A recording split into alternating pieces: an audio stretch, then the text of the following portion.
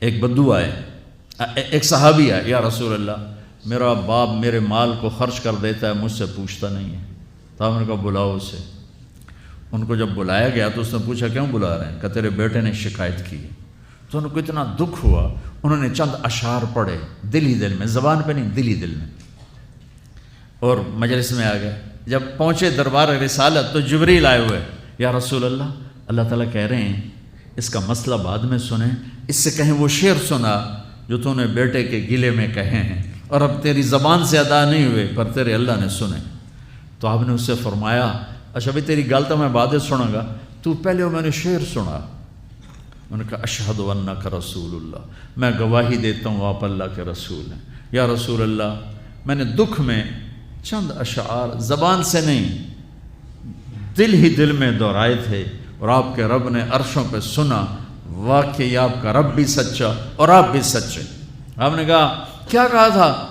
کہ غدوک مولودا ومنتک یافعا تعل بما اجنی علیک وتنہل وإذا ذاقتک بالسقم لم ابت لسقمک الا ساہرا اتململ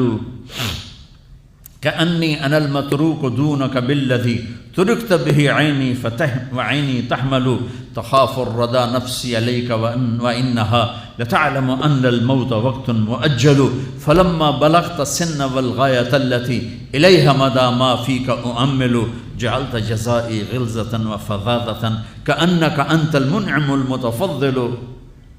فإن لم تر حق ابوبتی فعلت كما الجار المجاور يفعل۔ میرے نبی کے ٹپ ٹپ آنسو۔ کہا میرے بیٹے جس دن تو پیدا ہوا ہم نے اس دن اپنی ذات کے لیے جینا چھوڑ دیا، ہم نے تیرے لیے زندگی کا سفر شروع کیا، تجھے ٹھنڈی چھاؤں میں بٹھانے کے لیے گرم ہواؤں سے لڑا، تمہیں ٹھنڈی ہواؤں سے بچانے کے لیے برفانی راتوں میں کام کیا، تیری ایک مسکراہٹ دیکھنے کے لیے ساری ساری رات تڑپا، ساری ساری رات اپنے آپ کو کوہلو کے بیل کی طرح اپنی ساری جوانی کا رس نچوڑ کے تیری ہڈیوں میں ڈال دیا۔ میں بوڑھا ہوتا گیا، تو پروان چڑھتا گیا، میری کمر جھک گئی، تیری کمر اٹھ گئی، میری ٹانگوں سے جان نکل گئی، تیری ٹانگیں مضبوط ہو گئیں، میرے ہاتھ کانپنے لگے، تیرے ہاتھ مضبوط ہوئے، میں لڑکھنانے لگا، تو اترانے لگا، تو مجھے خیال آیا کہ جیسے میں اس کے لیے دھکے کھاتا تھا، اس کی زندگی کی دعائیں مانگتا تھا، اس کے لیے تڑپتا تھا، چلو آج میرا یہ سہارا بنے گا۔ لیکن جب تجھ میں جوانی کی لہر دوڑی اور مجھے بڑھاپے نے کھا لیا، جب جوانی میں تجھ میں رنگ بھرا اور بڑھاپے نے میرے رنگ چھین لیے،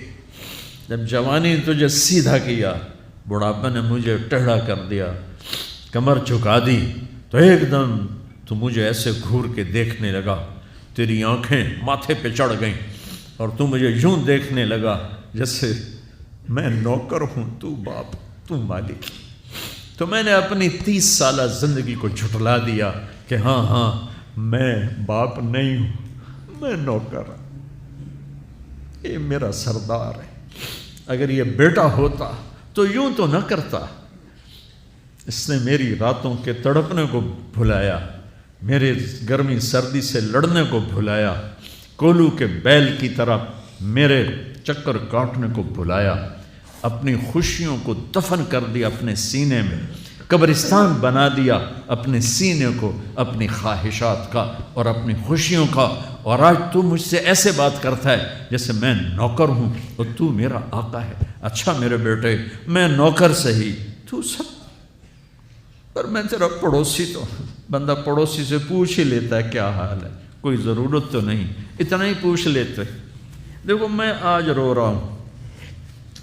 یہ بڑے دردناک اشعار ہیں، میری اردو میں اتنی وسعت نہیں ہے کہ میں ان اشعار کا درد سمجھ سکوں اردو کے الفاظ میں، لیکن اتنا بتاتا ہوں کہ میرے نبی روتے روتے ہچکی لگ گئی، اتنا روئے، اور آپ نے اس بچے کے گریبان کو یہاں سے پکڑ کر دفع ہو جا، میری نظروں سے دور ہو جا، انت و مالک لابیک، تیرا سب کچھ تیرے باپ کا ہے، یہی باپ آج تمہارے ہاتھوں ذلیل ہو رہے ہیں۔